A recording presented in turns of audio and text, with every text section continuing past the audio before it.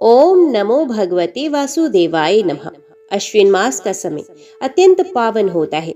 वर्षा ऋतु के बाद जब शरद की शीतलता पृथ्वी पर उतरती है, जब कमल सरोवरों में पूर्ण विकसित होकर खिलती हैं, जब आकाश स्वच्छ और निर्मल हो जाता है, तब समस्त प्राणी एक नूतन उत्साह से भर जाते हैं। इस मास में किए गए व्रत, जप, तप और दान का फल अनंत गुना बढ़ जाता है।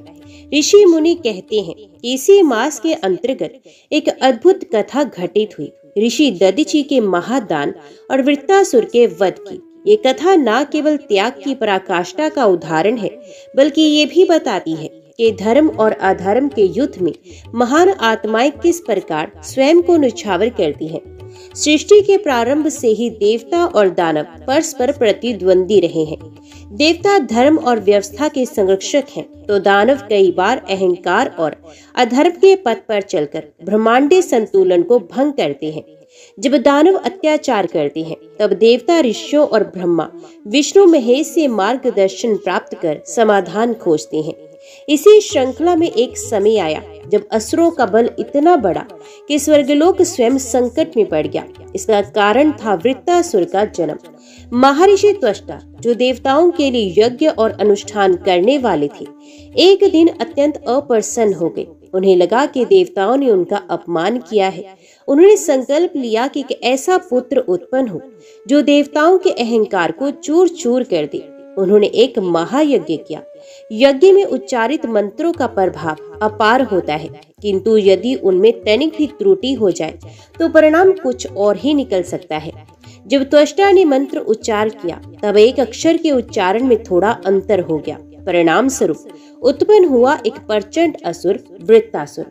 वृत्तासुर का शरीर पर्वत के समान विशाल था। उसकी आंखें अंगारों से दहकती थी। बाल्यावस्था से ही उसमें अद्भुत पराक्रम प्रकट होता था, परंतु केवल बल ही नहीं, उसने कठोर तपस्या भी की। उसने ब्रह्मा की घोर तपस्या की। अनेक वर्षों तक कठोर उपवास और ध्यान करते हुए वे एक ही मंत्र का जाप करता रहा। अंततः प्रसन्न होकर प्रजापति ब्रह्मा उसके सम्मुख प्रकट हुए और ब्रह्मा जी ने कहा, बस मैं तेरी तपस्या से प्रसन्न हूँ, कोई वर मांग। वृत्तासुर ने कहा कि जगत पिता, मुझे ऐसा वर दीजिए कि मेरी मृत्यु केवल उसी अस्त्र से हो जो किसी महातपस्वी ऋषि की स्व इच्छा से त्यागे हुए अस्थि दान से निर्मित हो। ब्रह्मा क्षण भर मौन रहे। वे जानते थे कि ये वरदान असुर को लगभग अजय बना देगा, किंतु उनकी प्रतिज्ञा थी तपस्वियों को वरदान देना। उन्होंने वरदान दे दिया। वरदान पाते ही वृत्तासुर का अहंकार प्रबल हो गया। उसने दानवों की विशाल सेना एकत्रित की। शंख, ढोल, रणभेरी बज उठे। देवताओं के लोकों पर उसने धावा बोल दिया। इंद्रदेव ने वज्र उठाकर उसका सामना किया। वायु, अग्नि, वरुण और अन्य देवताओं ने अपने अपने अस्त्र संभाले, परंतु वृत्तासुर के प्रहार इतने प्रचंड थे कि देवताओं के अस्त्र शिथिल पड़ने लगे। वृत्तासुर ने गर्जना की, हे देवताओं, तुम्हारा समय समाप्त हुआ। अब स्वर्ग का ऐश्वर्य दानवों के अधिकार में होगा। उसकी गर्जना से दिशाएं कांप उठी। गंधर्व अप्सराएं भयभीत होकर छिप गए।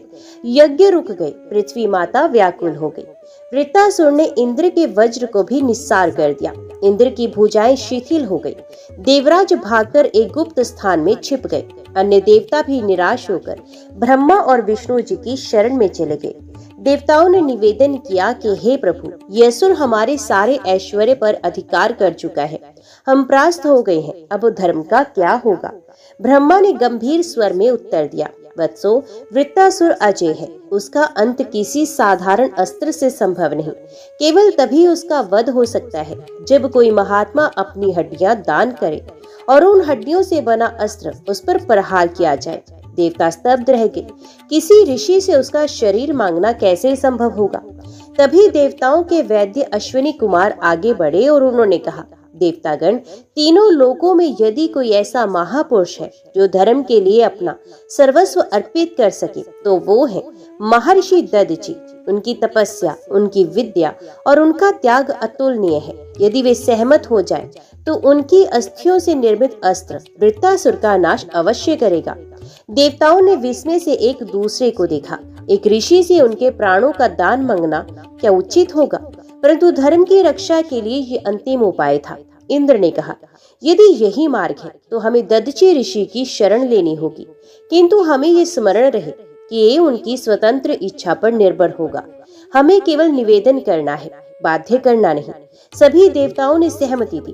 उन्होंने संकल्प लिया कि वे शीघ्र ही ददची के आश्रम की ओर प्रस्थान करेंगे। ऋषि ददची महर्षि अथर्वा के पुत्र थे। बचपन से ही उनमें असाधारण तेज था। उन्होंने वेदों का गहन अध्ययन किया। योग, ध्यान और ब्रह्म ज्ञान में वे अद्वितीय सिद्ध हुए। उनका हृदय करुणा और त्याग से परिपूर्ण था। कहा जाता है कि उन्होंने महर्षि अंगिरस से दिव्य विद्याओं का ज्ञान प्राप्त किया। उन्होंने कई बार देवताओं और मनुष्यों की रक्षा के लिए तप किया और उन्हें संकटों से मुक्त किया। ऋषि ददची का आश्रम एक दिव्य वन में स्थित था। चारों ओर हरे भरे वृक्ष, पुष्पों की सुगंध और पक्षियों का कलरव था। सरिता का निर्मल जल पास ही बहता था। आश्रम में शिष्य वेदाध्ययन करते थे। यज्ञशाला में निरंतर अग्नि प्रज्वलित रहती थी। ऋषि स्वयं सरल वस्त्र पहनते, भस्म लगाते और ध्यान में लीन रहते। उनका जीवन तप और त्याग का प्रत्यक्ष उदाहरण था। ऋषि ददची का स्वभाव अत्यंत उदार था। जो भी उनके आश्रम में आता, वे उसे अन्न, जल और ज्ञान प्रदान करते। वे किसी से भेदभाव नहीं करते थे, चाहे देवता हो, मनुष्य हो या हो असुर। उनकी पत्नी सुकन्या भी पतिव्रता और सहधर्मिणी थी। वे जानती थी कि ऋषि किसी भी समय लोक मंगल के लिए अपना सर्वस्व अर्पित कर सकते हैं। ऋषियों की सभा में कहा जाता था, यदि त्याग का मूर्त रूप देखना हो तो ऋषि ददची को देखो। यदि धर्म की रक्षा करने वाला कोई जीवित उदाहरण है तो वही है। वे आत्मा को अमर मानते हैं और शरीर को नश्वर। इसी कारण जब अश्विनी कुमारों ने देवताओं के समक्ष उनका नाम प्रस्तुत किया तो सभी को विश्वास हो गया, यदि कोई यह संभव कार्य कर सकता है तो वही ददची ऋषि है। सभा समाप्त होते ही देवता अपने अपने रथों पर सवार हुए। इंद्र वज्र उठाए थे, परंतु वे निस्तेज प्रतीत हो रहा था। अग्नि के चारों ओर ज्वालाएं मंद थी। वायु की गति धीमी थी। सबके हृदय में आशा और आशंका का मिश्रित भाव था। ये सोच रहे थे, क्या ऋषि ददची ये असंभव दान देंगे? यदि ना दिया तो धर्म का क्या होगा? यदि दे दिए तो उनकी महानता का अंतकरण से हम किस प्रकार प्रतिदान करेंगे? इसी चिंता और संकल्प के बीच देवता ददची ऋषि के आश्रम की ओर बढ़ चले। ददची ऋषि के आश्रम की ओर जब देवताओं का रथों का समूह बढ़ा तो आकाश आलोकित हो उठा। सूर्य मंद पड़ गया, जैसे तेज देवताओं के प्रकाश में छिप गया हो। मार्ग में गंधर्व और अप्सराएं भी देवताओं को देखकर विस्मित हुए, क्योंकि इतने बड़े संकट के समय वे सब एक साथ किसी ऋषि के आश्रम पर जा रहे थे। आश्रम के समीप पहुंचकर इंद्र ने अपने रथ से उतरकर मस्तक झुकाया। वायुदेव, अग्नि, वरुण, यम और अश्विनी कुमार भी उनके साथ थे। आश्रम में शिष्य वेद पाठ कर रहे थे, पक्षी मधुर स्वर में गा रहे थे और ऋषि ददची समाधि में लीन बैठे थे। जब उनकी ध्यान अवस्था समाप्त हुई तब उन्होंने आंखें खोली और देवताओं का स्वागत किया। ददची ऋषि ने कहा, स्वागत है देवताओं, आज मेरे आश्रम को पावन करने हेतु आप सब यहाँ आए। कहिए, किस उद्देश्य से यहाँ पधारे हैं? आप सबके मुख पर चिंता का भाव क्यों है? इंद्र ने विनम्र स्वर में उत्तर दिया, भगवान, हम पर संकट आ पड़ा है। वृत्तासुर नामक दैत्य ने स्वर्गलोक पर अधिकार कर लिया है। उसके वरदान के कारण कोई अस्त्र उसका वध नहीं कर सकता। हम असहाय हो गए हैं। इंद्र कुछ क्षण मौन रहे, फिर कांपती आवाज में बोले, मुनिवर, हमें ब्रह्मा ने एक उपाय बताया है। वृत्तासुर का वध तभी संभव है जब किसी महान ऋषि की अस्थियों से अस्त्र बनाया जाए। तभी अश्विनी कुमारों ने आपका नाम लिया। भगवान, हम जानते हैं कि ये निवेदन करना भी बड़ा कठोर है, परंतु धर्म की रक्षा हेतु हम आपकी शरण में आए हैं। यदि आप अपने शरीर का दान कर दे तो विश्वकर्मा आपकी अस्थियों से वज्र बनाएंगे और उसी वज्र से वृत्तासुर का वध होगा। देवताओं के ये शब्द सुनकर आश्रम मौन हो गया। शिष्य विस्मित होकर ऋषि को देखने लगे। अश्विनी कुमार भी विनम्र भाव से मस्तक झुकाए खड़े रहे। ददची ने शांत स्वर में उत्तर दिया, देवताओं, तुम सबका निवेदन मुझे विचित्र नहीं लगता। शरीर तो नश्वर है, ये आज है कल नहीं रहेगा। यदि मेरे शरीर से धर्म की रक्षा हो सकती है तो इससे बड़ा पुण्य और क्या होगा। आत्मा अमर है, शरीर केवल आवरण है। जब धर्म संकट में हो तो मैं क्यों इसे पकड़े रहूं? तुम्हारी याचना मुझे अवसर देती है कि मैं अपने प्राण लोक कल्याण हेतु समर्पित करूं। शिष्यों की आंखों में आंसू आ गए और वे कहने लगे, गुरुदेव, आपके बिना हम अनाथ हो जाएंगे। ऋषि मुस्कुराए और कहने लगे, वत्सो, गुरु शरीर से नहीं, अपने ज्ञान और आशीर्वाद से जीवित रहता है। मैं तुम्हारे हृदयों में सदा जीवित रहूंगा। देवताओं के मुख पर प्रसन्नता की आभा फैल गई, परंतु साथ ही संकोच भी था। इंद्र ने कहा, ऋषिवर, आपका यह त्याग हमें जीवन भर ऋणी बना देगा। हम इसे कभी नहीं चुका सकते। ऋषि दधची ने कहा, ऋण की चिंता मत करो देवराज, धर्म की रक्षा करना ही सबसे बड़ा प्रतिदान है। अब तुम सब निश्चिंत रहो, मैं शीघ्र ही अपने शरीर का त्याग करूंगा।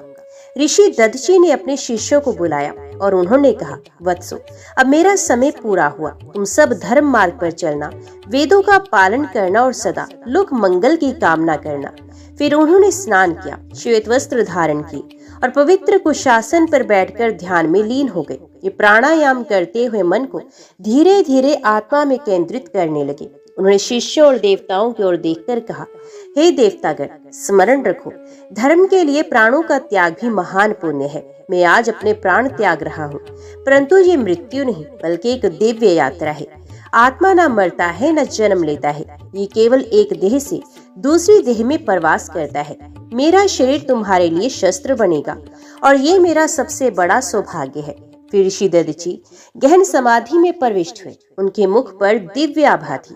धीरे धीरे उन्होंने प्राणों को शरीर से अलग कर दिया। उनका चेहरा शांत और प्रसन्न था, जैसे दीपक अपनी लौ स्वयं ईश्वर में विलीन कर लेता है, वैसे ही उन्होंने प्राण त्याग दिए। देवता मौन खड़े देख रहे थे। आकाश से पुष्प वृष्टि होने लगी। ऋषि का शरीर स्थिर था, परंतु वातावरण में अमरत्व की गंध फैल गई। इंद्र ने मस्तक झुकाकर कहा, ऋषिवर, आपका ये बलिदान अद्वितीय है। आपके बिना हम कुछ भी नहीं कर सकते थे। ये संसार आपके त्याग को युगों युगों तक स्मरण करेगा। अग्नि ने कहा, ऋषिवर, आप अमर हैं। आपकी अस्थियों से बना अस्त्र धर्म की विजय का प्रतीक होगा। अश्विनी कुमारों ने दिव्य औषधियों और मंत्रों से दधची का शरीर शुद्ध किया। फिर उन्होंने सावधानी पूर्वक उनकी अस्थियां संकलित की। अस्थियां ऐसे चमक रही थी मानो उनमें सूर्य का तेज समाया हो।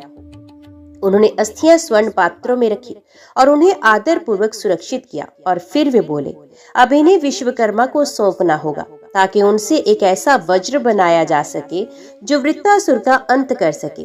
देवता नम्र भाव से खड़े रहे। सभी ने अनुभव किया कि आज उन्होंने इतिहास के सबसे महान त्याग का दर्शन किया है। दधची ऋषि के आत्मदान के बाद देवता और अश्विनी कुमार उनके तेजस्वी अस्थियों को लेकर दिव्य रथों में आकाश की ओर बढ़ गए। मार्ग में सभी दिशाएं मौन थी, मानो स्वयं प्रकृति भी उस महात्याग के सम्मान में स्थिर हो गई हो। पुष्प वृष्टि होती रही, गंधर्व वीणा बजाते रहे और आकाशवाणी हुई, धन्य है दधची, उनके त्याग से धर्म की रक्षा होगी, अधर्म का नाश होगा। देवता उन अस्थियों को लेकर सीधे विश्वकर्मा के दिव्य लोक को पहुंचे। विश्वकर्मा देवताओं के दिव्य शिल्पकार हैं। वे रत्नों, धातुओं और दिव्य तत्वों से अप्रतिम निर्माण करते हैं। जब उन्होंने देवताओं को देखा तो आदर से खड़े हुए और बोले, हे देवतागण, आज आप सब मेरे लोक में किस कार्य से पधारे हैं? इंद्र ने उत्तर दिया, भगवान, हम दधची ऋषि के अस्थिदान को लेकर आए हैं। हमें एक ऐसा अस्त्र चाहिए जो वृत्तासुर जैसे अजय असुर का अंत कर सके। विश्वकर्मा गंभीर हुए। उन्होंने उन अस्थियों को अपने कर कमलों में लिया। उन्हें देखते ही उनकी आंखें नम हो गई और उन्होंने कहा, ये अस्थियां केवल हड्डियां नहीं, ये त्याग और धर्म का जीवंत प्रतीक है। इनसे जो भी अस्त्र बनेगा वे अवश्य ही धर्म रक्षा करेगा। मैं अपने समस्त कौशल और तप से ऐसा अस्त्र बनाऊंगा जो अद्वितीय होगा और जिसे देखकर स्वयं दानव भी कांप उठेंगे। विश्वकर्मा ने दिव्य अग्नि प्रज्वलित की। उस अग्नि की ज्वालाएं साधारण नहीं थी, वे वेद मंत्रों से जागृत थी। उन्होंने दधची की अस्थियों को उन ज्वालाओं में रखा और दिव्य मंत्रों का उच्चारण किया। धीरे धीरे अस्थियां चमकदार धातु सदृश होने लगी। उनकी चमक सूर्य की किरणों जैसी थी। विश्वकर्मा ने उन्हें गढ़ा, पीटा, शुद्ध किया और आकार दिया। दिन रात वे दिव्य शिल्प चलता रहा। आकाश में देवगण, ऋषिगण और गंधर्व सब उस प्रक्रिया को देख रहे थे। अंततः अस्थियों से एक दिव्य अस्त्र निर्मित हुआ, वज्र। वज्र का आकार विशाल और तेजस्वी था। उसमें हजारों बिजली की धाराएं समाई हुई थी। उसे देखकर ऐसा प्रतीत होता था मानो इस संपूर्ण ब्रह्मांड की शक्ति अपने भीतर धारण कर चुका हो। विश्वकर्मा ने उस वज्र को इंद्र को सौंपते हुए कहा, हे देवराज, ये वज्र दधीचि ऋषि के त्याग का प्रतिफल है। ये न केवल एक अस्त्र है बल्कि धर्म का जीवंत प्रतीक है। इसे धारण करो और वृत्तासुर का अंत करो। जब वज्र इंद्र के हाथों में आया तो देवताओं में नूतन उत्साह जागा। वायु प्रवाहित होने लगी, अग्नि की ज्वालाएं प्रबल हो गई, अप्सराएं प्रकट होकर नृत्य करने लगी। गंधर्वों ने वीणा और मृदंग बजाना शुरू कर दिया। देवताओं ने एक स्वर में कहा, अब धर्म की विजय निश्चित है, अब अधर्म का अंत अवश्य होगा। इंद्र ने वज्र को दोनों हाथों से उठाया। वज्र का स्पर्श करके उनके भीतर विद्युत सा प्रवाहित हो गया। उनके नेत्रों से तेज चमक उठा। उन्होंने कहा, हे देवताओं, ये अस्त्र केवल मेरा नहीं, ये दधीचि ऋषि की आत्मा है। ये तुम सबकी शक्ति का प्रतीक है। जब तक यह वज्र मेरे हाथों में है तब तक वृत्तासुर का अहंकार टिक नहीं सकेगा। देवताओं ने अपने अपने अस्त्र धारण किए। वायुदेव ने आंधियों को बुलाया, वरुण ने समुद्र की लहरों को जागृत किया, अग्नि ने ज्वालाओं को प्रखर किया। सब मिलकर युद्ध के लिए तैयार हुए। इंद्र ने अपने दिव्य रथ में आरूढ़ होकर वज्र उठाया। आकाश में बिजली कौंधी, गगन गर्जन करने लगा, अप्सराएं और गंधर्व गान करने लगे।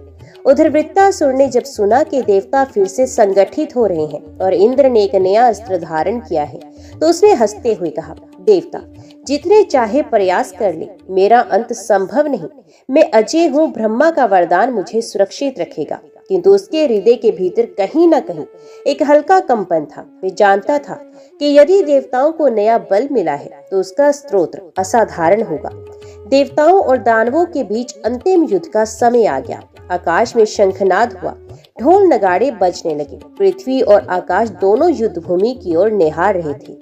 इंद्र ने वज्र उठाकर आकाश की ओर कहा कि हे दधीचि ऋषि, आपका त्याग व्यर्थ नहीं जाएगा। मैं इस वज्र से धर्म की रक्षा अवश्य करूंगा। आकाश में युद्ध का बिगुल बज उठा। देवताओं और दानवों की सेनाएं आमने सामने खड़ी थी।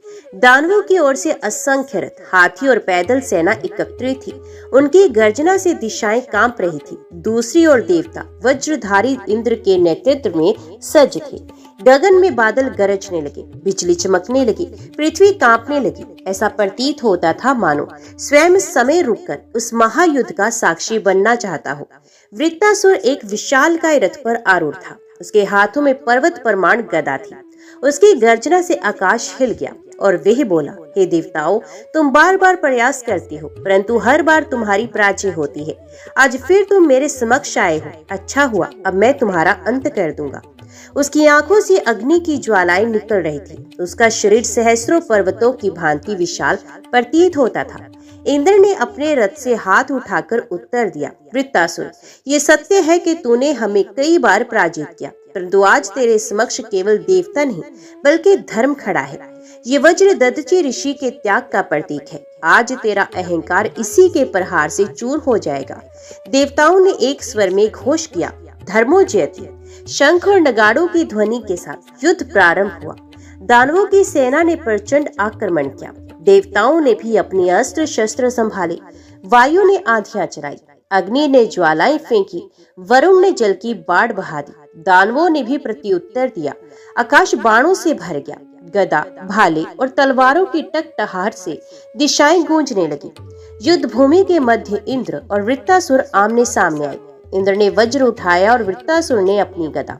वृत्तासुर गरजा और बोला, इंद्र, तेरा वज्र मुझे क्या कर लेगा? मेरा शरीर पर्वत से भी कठोर है। ब्रह्मा के वरदान ने मुझे अजय बना दिया है। इंद्र ने उत्तर दिया, तेरा वरदान तभी तक है जब तक कोई ऋषि धर्म के लिए अपना जीवन न दे। परंतु दधीचि ऋषि ने अपना शरीर दान कर दिया है। अब तेरी मृत्यु निश्चित है। युद्ध से पहले दोनों में एक अद्भुत संवाद हुआ। वृत्तासुर ने कहा, हे इंद्र, मृत्यु से कौन बच सकता है? ये शरीर नश्वर है। मैं जानता हूँ कि किसी न किसी दिन मुझे भी मृत्यु का आलिंगन करना होगा। यदि तेरा वज्र मेरी मृत्यु का कारण है तो मैं उसका भी स्वागत करूंगा, क्योंकि मृत्यु भी जीवन का एक अध्याय है। इंद्र चकित हुआ और उसने सोचा, ये असुर तो धर्म और सत्य की बातें कर रहा है। इसमें तप का तेज है, परंतु इसका मार्ग अधर्म का है, इसलिए इसका अंत आवश्यक है। वृत्तासुर ने गदा उठाकर प्रहार किया। इंद्र का रथ हिल गया, परंतु इंद्र ने वज्र से प्रत्युत्तर दिया। वज्र की चमक से आकाश प्रकाशित हो गया। दोनों के प्रहार से पर्वत टूटने लगे, नदियों की धारा बदलने लगी। दानव और देवता आश्चर्य से देख रहे थे। किसी को समझ नहीं आ रहा था कि कौन विजयी होगा। वृत्तासुर ने एक बार इंद्र को इतनी शक्ति से मारा कि उनका रथ टूट गया। इंद्र कुछ क्षण के लिए भूमि पर गिर पड़े। देवता घबरा उठे। वृत्तासुर ने गर्जना की, देखो यही है इंद्र का सामर्थ्य, मेरा कोई सामना नहीं कर सकता। परंतु इंद्र शीघ्र उठकर खड़े हुए। उन्होंने अपने मन को स्थिर किया और वज्र को दोनों हाथों से कसकर पकड़ लिया। इंद्र ने आकाश की ओर देखकर कहा, हे दधिची ऋषि, मुझे शक्ति प्रदान करो। फिर उन्होंने पूर्ण बल से वज्र को वृत्तासुर पर फेंका। वज्र विद्युत वेग से गया और सीधे वृत्तासुर के वक्ष पर आघात हुआ। वज्र के स्पर्श से वृत्तासुर कांप उठा। उसका विशाल शरीर डगमगाने लगा। उसकी गर्जना मौन हो गई। वे धीरे धीरे भूमि पर गिर पड़ा।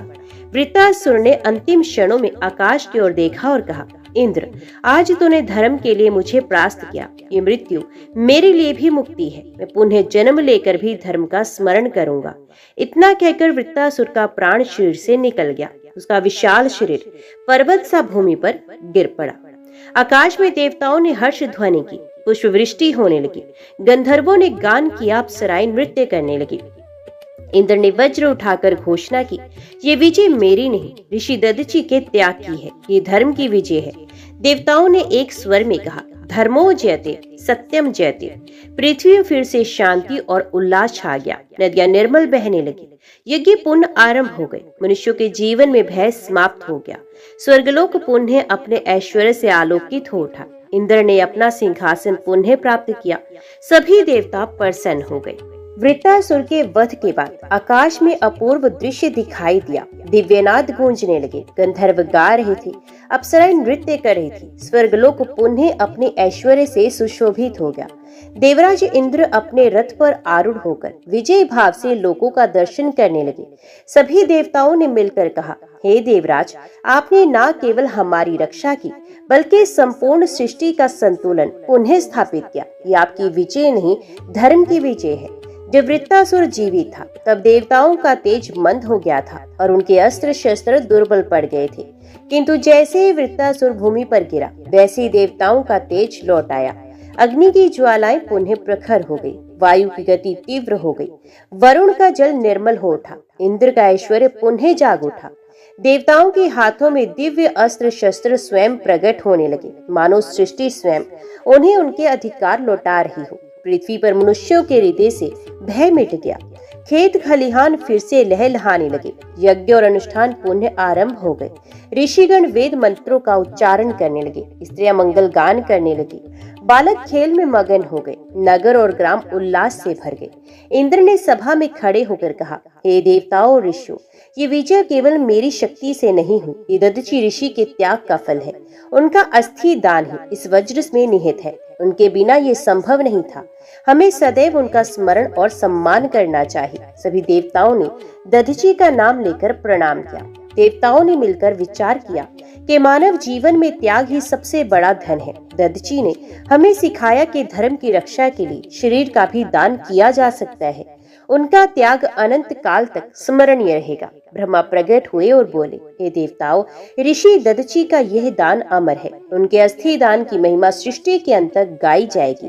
वे स्वयं अमर तब को प्राप्त हो चुके हैं। ऋषिगण बोले, दधिची ने केवल देवताओं की रक्षा नहीं की, बल्कि समस्त मानवता को ये शिक्षा दी कि धर्म की रक्षा के लिए आत्म त्याग भी श्रेष्ठ है। अश्विन मास में उनके दान का स्मरण करना ही महान पुण्य है। इस मास में जो कोई दधिची की कथा सुनेगा, उसे असंख्य यज्ञों का फल मिलेगा। ये भी कहा गया, अश्विन मास में यदि कोई व्यक्ति दधिची ऋषि के स्मरण के साथ दान, व्रत या जप करता है, तो उसे सहस्त्र गुना फल प्राप्त होता है। देवताओं ने निर्णय लिया कि हर वर्ष अश्विन मास में दधिची के त्याग की महिमा का उत्सव मनाया जाएगा। इस प्रकार वृत्तासुर का वध हुआ। देवताओं ने अपना ऐश्वर्य पुनः प्राप्त किया और धर्म की रक्षा हुई। इस कथा से ये शिक्षा मिलती है कि बल, बुद्धि और ऐश्वर्य सब नश्वर हैं, किंतु त्याग अमर है। धर्म की रक्षा के लिए यदि आवश्यक हो तो अपना सर्वस्व समर्पित करना चाहिए। ऋषि दधीचि जैसे महापुरुषों के कारण ही सृष्टि संतुलित रहती है। अश्विन मास की ये कथा केवल देव दानव युद्ध की गाथा नहीं, बल्कि त्याग, धर्म और अमरत्व का संदेश है। दधीचि ऋषि का नाम युगों युगों तक प्रेरणा देता रहेगा। सत्यनारायण भगवान की जय। अगर आप भी भगवान की कृपा और आशीर्वाद पाना चाहती हैं, तो इस कथा को ध्यान से सुनें।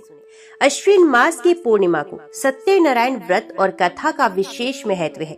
शास्त्रों में कहा गया है कि जो भक्त सच्चे मन से इस व्रत का पालन करता है, भगवान विष्णु के सत्य स्वरूप श्री सत्यनारायण उसकी सभी मनोकामनाएं पूरी करते हैं। जो भी भक्त श्रद्धा से ये कथा सुनता है, उसके जीवन में कभी अभाव नहीं रहता और भगवान की कृपा उसके सारे कार्यों को सिद्ध करती है। जय सत्यनारायण भगवान की। पुराने समय की बात है। एक छोटे से गांव में एक ब्राह्मण परिवार रहता था। वह ब्राह्मण अत्यंत श्रद्धालु, सत्यवादी और धर्मपरायण था, परंतु उसकी आर्थिक स्थिति बहुत कमजोर थी। घर में अक्सर अन्न का अभाव रहता और परिवार भूखा प्यासा रह जाता। भादो मास की पूर्णिमा आई। उस दिन ब्राह्मण ने निश्चय किया कि चाहे जैसे भी हो, वे सत्यनारायण भगवान की पूजा करेगा। उसने अपने घर के आंगन में मिट्टी का छोटा सा वेदी बनाकर एक कलश रखा और सच्चे मन से भगवान विष्णु का पूजन आरंभ कर दिया। पूजा करते समय उसने माता लक्ष्मी का भी ध्यान किया और कहा, हे प्रभु, हम निर्धन हैं, परंतु भक्ति में धनी हैं। कृपया करें कि हमारे जीवन से दुख दूर हो और सुख शांति का वास हो। उसकी सच्ची श्रद्धा से भगवान विष्णु प्रसन्न हो गए। कथा समाप्त होते ही चमत्कार हुआ। घर के कोने में रखा हुआ अनाज का छोटा सा मटका अचानक भर गया। आंगन में एक गाय आकर बैठी और रोज दूध देने लगी। धीरे धीरे उस ब्राह्मण के घर में सुख समृद्धि बढ़ने लगी। गांव वाले आश्चर्यचकित थे, पर ब्राह्मण ने विनम्र भाव से कहा, ये सब मेरी मेहनत का नहीं, बल्कि श्री हरि विष्णु और माता लक्ष्मी की कृपा का फल है। जो भी भादो पूर्णिमा पर सच्चे मन से सत्यनारायण भगवान की पूजा करता है, उसके घर से दुख दरिद्रता दूर हो जाती है। इस प्रकार भगवान विष्णु और माता लक्ष्मी की कृपा से वह ब्राह्मण परिवार सुखी और समृद्ध हो गया और हमेशा भगवान का स्मरण करता रहा। जय सत्यनारायण भगवान की। बहुत प्राचीन समय की बात है। त्रेता युग के अंत में, जब धर्म की स्थिति डगमगाने लगी थी, जब पाप बढ़ने लगे थे, मनुष्य स्वार्थ और लोभ और मोह में उलझकर अपने कर्तव्यों से भटक गया था, तब देवताओं ने भगवान विष्णु की शरण ली। देवताओं ने कहा, हे प्रभु, पृथ्वी पर कल्याण की भावना लुप्त हो रही है। मनुष्य पापों में लिप्त है, सत्कर्म छोड़ चुका है। कृपया करके कोई ऐसा व्रत बताइए जिससे साधारण जन भी आपके चरणों तक पहुंच सके।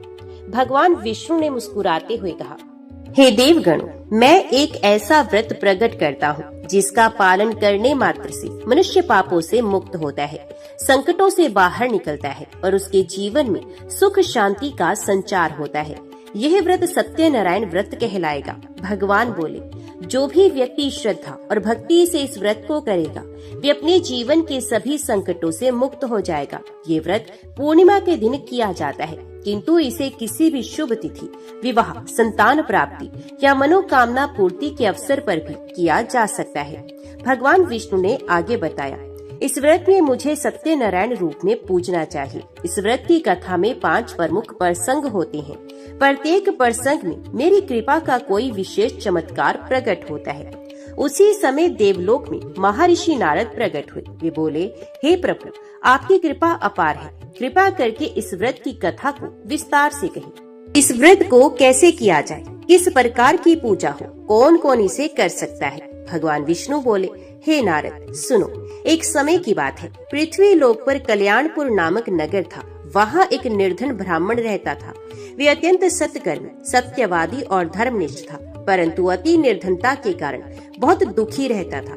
कई बार तो उसे अन्न के एक दाने के लिए भी दिन भर भटकना पड़ता था। कल्याणपुर का वह ब्राह्मण हर दिन भिक्षा मांगकर जीवन यापन करता था, किंतु भगवान की भक्ति में कभी कमी नहीं आने देता। एक दिन थककर, आंखें भरकर वे विष्णु मंदिर की सीढ़ियों पर बैठा और भगवान से प्रार्थना करने लगा, हे विष्णु प्रभु, क्या मेरी भक्ति अधूरी है, क्या मेरा विश्वास क्षीण है? मुझे केवल इतना बताइए कि मैं और क्या करूं। भगवान उसकी पुकार सुनकर प्रकट हुए और कहने लगे, हे ब्राह्मण, तुम सत्यनारायण व्रत करो, श्रद्धा से इस कथा का पाठ और पूजन करो, तुम्हारी सभी कठिनाइयां दूर होंगी। ब्राह्मण ने अत्यंत श्रद्धा से अगली पूर्णिमा को व्रत किया। उसने केले के पत्ते पर भगवान की मूर्ति बनाई, पंचामृत से स्नान कराकर उन्हें नैवेद्य अर्पित किया।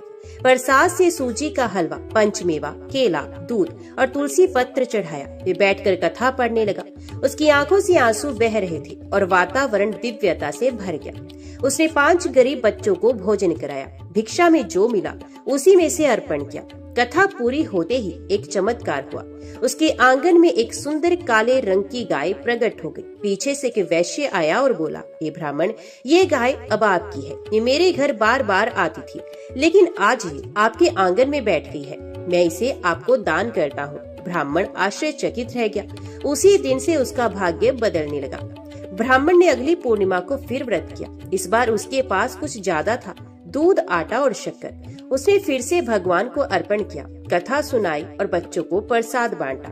उस रात सपने में भगवान विष्णु ने उसे दर्शन दिए और कहा, हे ब्राह्मण, तुम्हारी श्रद्धा से मैं प्रसन्न हूँ। अब तुम दूसरों को भी इस व्रत की विधि बताओ, जिससे अधिक से अधिक लोग इसका लाभ ले सके। ब्राह्मण ने अगले दिन नगर में घूमकर ये कथा सबको सुनाई। पहले जो लोग उसे तिरस्कार से देखते थे, अब चरण स्पर्श करने लगे।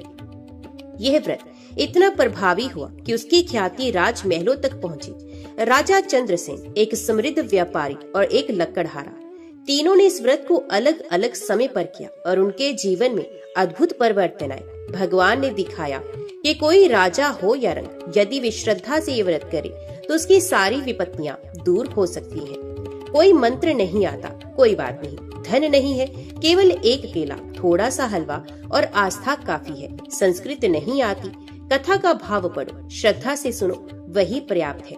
भगवान सत्यनारायण के व्रत में केवल एक चीज चाहिए, सच्ची श्रद्धा और विश्वास। आज भी जब कोई स्त्री संतान के लिए व्रत करती है, जब कोई गृहस्थ शांति के लिए कथा कराता है, जब कोई युवक नौकरी की कामना से ये व्रत करता है, तो भगवान उसकी मनोकामना पूरी करते हैं। सत्यनारायण व्रत केवल एक कर्म कांड नहीं है, ये आत्मा और परमात्मा के बीच का संबंध है। ये श्रद्धा और कृपा का बंधन है। श्रद्धा और विश्वास से किया गया एक छोटा सा पूजन भी बड़े बड़े चमत्कार कर सकता है। यही है सत्यनारायण व्रत की महिमा। कल्याणपुर का वह ब्राह्मण जो कभी दर दर भटकता था, अब उसकी झोपड़ी में गाय का दूध, तुलसी का पौधा और प्रभु की भक्ति गूंजने लगी थी। उसने निर्णय लिया कि वे हर पूर्णिमा को सत्यनारायण व्रत करेगा। अपने लिए नहीं, पूरे समाज के कल्याण के लिए। अब वे कथा न केवल अपने घर में करता, बल्कि गांव के लोगों को भी बुलाता, उन्हें प्रसाद खिलाता और प्रभु की महिमा सुनाता। धीरे धीरे गांव के लोगों ने देखा, जिस ब्राह्मण के पास पहनने के लिए वस्त्र नहीं थे, अब उसके तन पर सादगी भरा मगर स्वच्छ धोती है। उसके घर के सामने लोग झुककर प्रणाम करने लगे। उसके वचन मधुर हो गए और आंखों में तेज आ गया। लोगों को जिज्ञासा हुई, क्या इस ब्राह्मण को कोई रत्न मिल गया है? क्या किसी राजा ने इसे धन दान कर दिया है? उसने मुस्कुराते हुए उत्तर दिया, मुझे जो मिला है वे सत्य का फल है, सत्यनारायण व्रत का फल। गांव में हलधर नामक एक किसान था, बहुत मेहनती लेकिन दुर्भाग्यशाली। उसकी फसल हर साल बर्बाद हो जाती थी। ब्राह्मण ने उसे आग्रह पूर्वक कहा, भाई हलधर, तू एक बार श्रद्धा से सत्यनारायण व्रत कर। जो हल तेरा खेत जोतता है, वही तेरे भाग्य को भी सींच देगा। हलधर ने पूरे मन से व्रत किया। कथा के दिन उसने अपनी झोपड़ी के आंगन में पीले फूल बिछाए, केले के पत्तों से मंडप सजाया और 2 मुठ चावल से थोड़ी शक्कर चढ़ाई। वे कथा सुनते सुनते भाव विभोर हो गया। कथा के अंत में उसने आंखें बंद कर मन से कहा, हे प्रभु, मेरा खेत तो आप ही हो, आप ही बरसात बनो, आप ही सूर्य बनो। चमत्कार हुआ। उस वर्ष गांव में बारिश बहुत हुई, लेकिन हलधर का खेत सबसे अधिक उपज देने वाला निकला। वही गांव में एक विधवा स्त्री थी, शांता। उसका इकलौता बेटा कई वर्षों से रोगग्रस्त था। शरीर हड्डियों का ढांचा मात्र था। वैद्य, तांत्रिक, मंत्र पाठ सब निष्फल। ब्राह्मण ने कहा, शांता, तू केवल एक बार इस व्रत को कर और देख प्रभु का प्रताप। शांता ने भी व्रत किया। उसके पास कुछ नहीं था। उसने केवल एक सूखा नारियल, एक केला और अपनी आंखों से बहते आंसुओं को अर्पित किया। व्रत के समापन पर कथा के बीच में उसका बालक, जो महीनों से बिस्तर से नहीं उठा था, वे उठकर बोला, माँ, मुझे भूख लगी है, प्रसाद मिलेगा? सारा गांव सन्न रह गया। लोग बोले, ये तो चमत्कार है।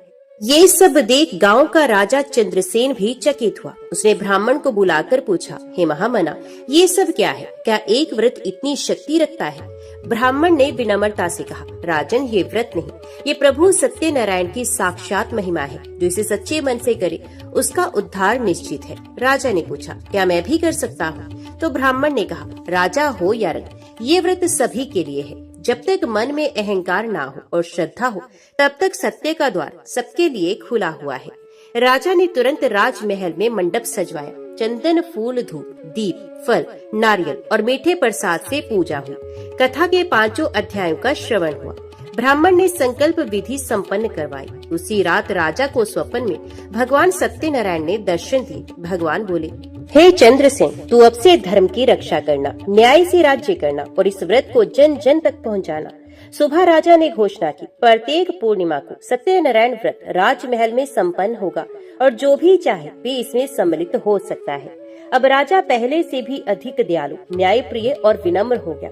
कर घटा दिया गया, किसानों को अनाज का भंडार दिया गया, साधु संतों को आदर मिलने लगा और सबसे बड़ा बदलाव, राजमहल में दिन रात हरि नाम संकीर्तन होने लगा। लोग अब राजा को प्रभु भक्त चंद्रसेन कहकर पुकारने लगे। राजा और ब्राह्मण के प्रयासों से सत्यनारायण व्रत की महिमा आसपास के सभी गांव में फैल गई। हर पूर्णिमा को महिलाएं व्रत करती, संतान सुख मांगती, व्यापारी समृद्धि की कामना करते, किसान अच्छी फसल के लिए पूजन करते और वृद्धजन मोक्ष हेतु कथा सुनते। अब लोगों के मन में भय नहीं, केवल श्रद्धा थी। उनके जीवन में दुख तो थे, पर उन दुखों को सहने की शक्ति भी आ गई थी। कल्याणपुर का वे निर्धन ब्राह्मण, जिसने भिक्षा में जीवन बिताया, आज भक्ति का दीपक बन चुका था। उसने न केवल अपने जीवन को बदला, बल्कि पूरे नगर को प्रभु के मार्ग पर चलने की प्रेरणा दी।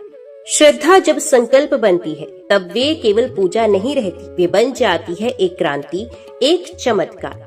धन से सुख खरीदा जा सकता है, लेकिन भगवान की कृपा केवल श्रद्धा से ही मिलती है।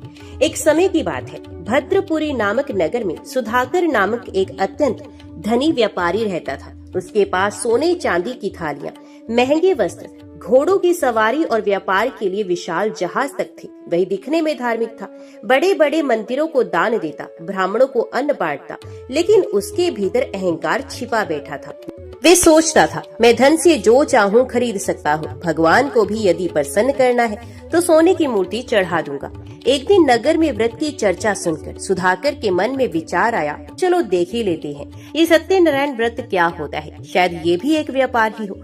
उसे एक ब्राह्मण ने आमंत्रित किया। उसने पूछा, क्या मिलेगा इसमें, कितने लाभ का सौदा है? ब्राह्मण ने केवल मुस्कुराकर कहा, श्रद्धा से कथा सुनो, बाकी सब अपने आप मिलेगा। सुधाकर कथा में तो आया, पर उसका मन वहाँ नहीं था। जब ब्राह्मण भगवान का नाम लेता, तब वे सोने चांदी के हिसाब सोचता। जब कथा में भक्ति की बात आती, तो वे उबासी लेता।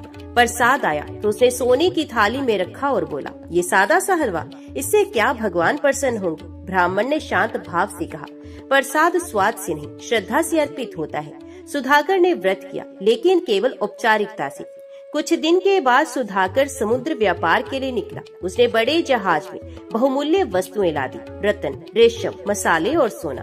किनारे से विदा लेते समय उसकी पत्नी ने कहा, स्वामी, आप भगवान को याद करते रहें, व्रत का फल तभी मिलेगा। सुधाकर ने हंसते हुए कहा, मैं व्यापार के देवता को जानता हूँ, लाभ बाकी सब भावनाएं हैं। लेकिन भगवान को ये अपमान स्वीकार नहीं हुआ। 4 दिन बाद जब जहाज गहरे समुद्र में पहुंचा, एक भयंकर तूफान उठा।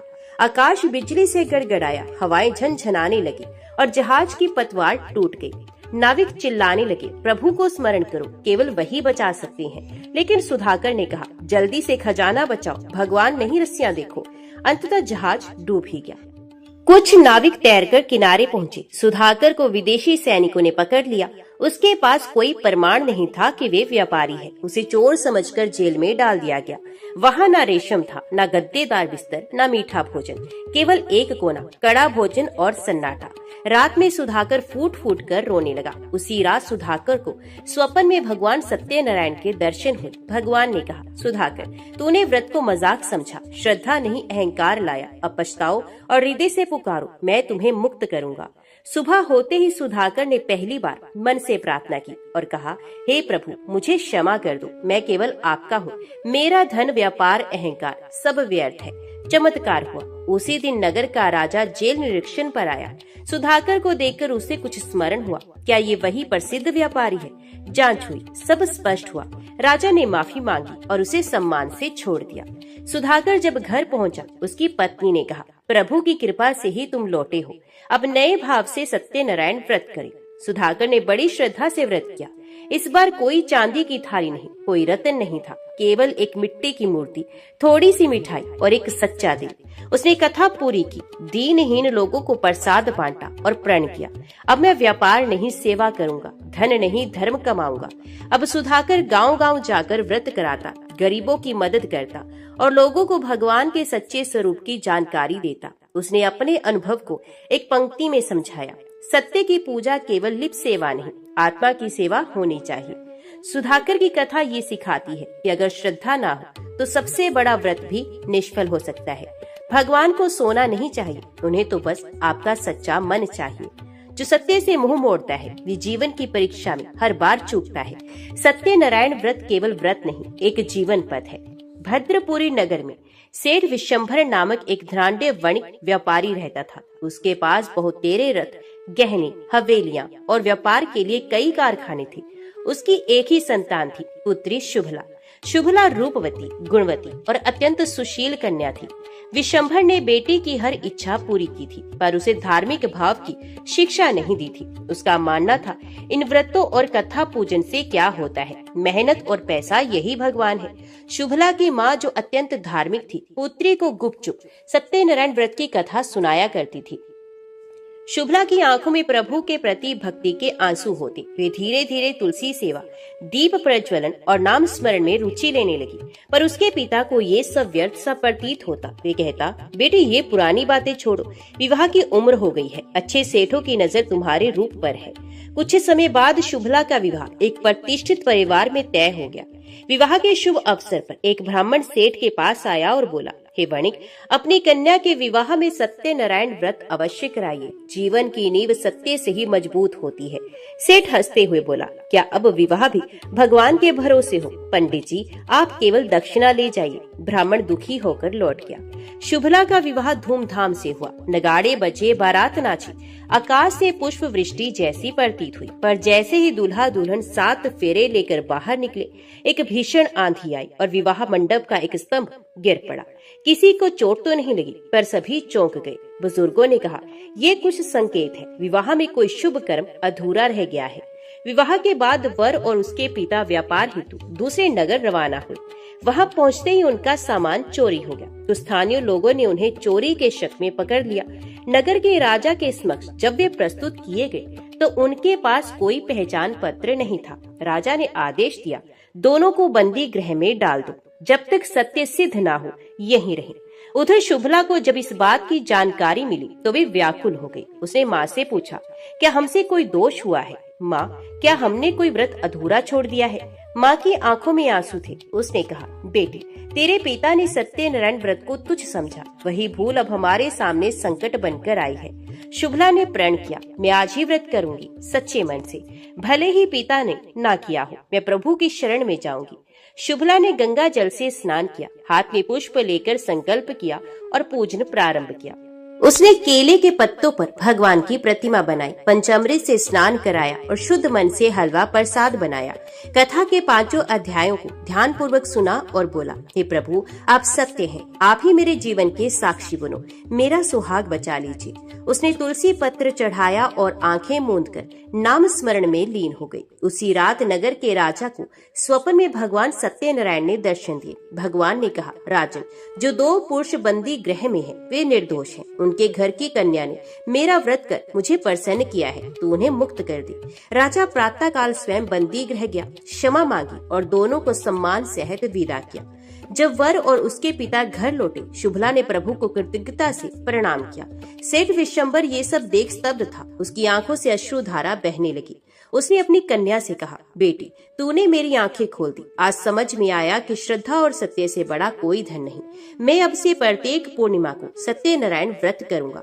सेठ ने अपने व्यापारिक संपर्कों में ये कथा फैलानी शुरू की। अब सेठों के व्यापारिक मेलों में भी सत्यनारायण व्रत कराया जाता। कन्याएं विवाह से पूर्व ये व्रत अवश्य करती। भक्ति और श्रद्धा ने फिर से नगर में प्रकाश भर दिया। एक कन्या की सच्ची भक्ति ने उसके परिवार को संकट से उबारा और एक पिता की भूल ने उसे जीवन भर की सीख दी। सत्यनारायण व्रत में आस्था से किया गया छोटा सा प्रयास भी बड़े संकटों से मुक्ति दिलाता है।